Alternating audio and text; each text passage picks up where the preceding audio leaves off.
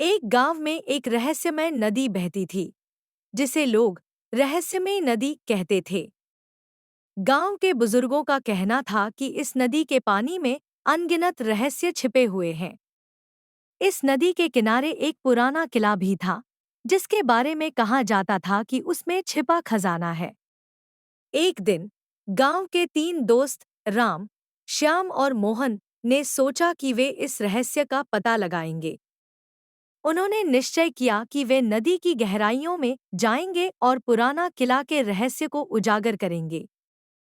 तीनों दोस्तों ने अपनी अपनी नौकाओं में यात्रा शुरू की। नदी की शुरुआत में सब कुछ सामान्य था।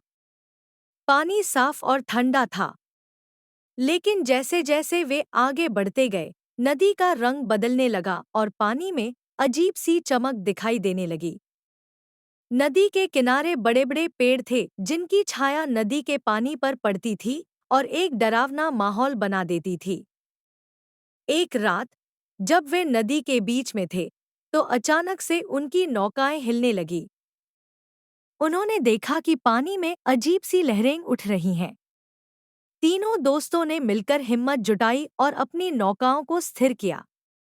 जैसे ही लहरें शांत हुईं, उन्होंने देखा कि एक पुराना पुल पानी के ऊपर दिखाई दे रहा है। राम ने सोचा कि यह वही पुल हो सकता है जो किले तक जाता है।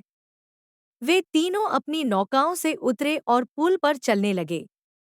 पुल पर चलते चलते वे किले के द्वार पर पहुंचे। द्वार पर एक बड़ा ताला लगा हुआ था, लेकिन पास ही एक पत्थर की पट्टी पर कुछ लिखा हुआ था। श्याम ने पढ़ा, जो सच्चे दिल से आएगा वही इस ताले को खोल पाएगा।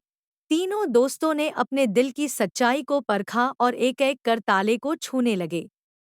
जैसे ही उन्होंने ताले को छुआ, ताला खुल गया। किले का द्वार खुलते ही वे अंदर पहुंचे।